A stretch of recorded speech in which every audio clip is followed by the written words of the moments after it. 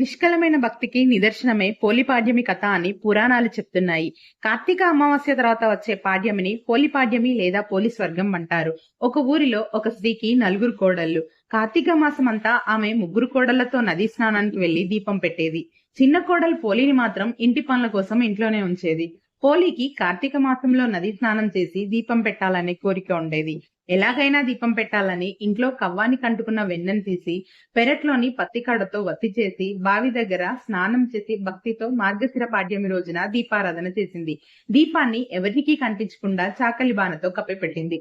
ఆ భక్తిని చూసిన దేవదూతలు స్వర్గ విమానాన్ని తెచ్చి పోలిని బొందితో స్వర్గానికి తీసుకెళ్లారు. అత్తగారు మిగిలిన కోడలు చూసి ఆశ్చర్యపోయి ఆమె వెంటనే వెళ్లాలనుకొని కాళ్ళు పట్టుకొని లాగారు. అప్పుడు విష్ణుమూర్తి ప్రత్యక్షమై పోలి ఒకరోజైనా నిజమైన భక్తితో దీపం పెట్టింది, అందుకే స్వర్గానికి తీసుకెళ్తున్నా అని చెప్పారు. మనం చేసే పూజలో భక్తి శ్రద్ధలతో చేస్తే చాలు, ఎటువంటి హంగులు ఆర్భాటాలు అవసరం లేదు.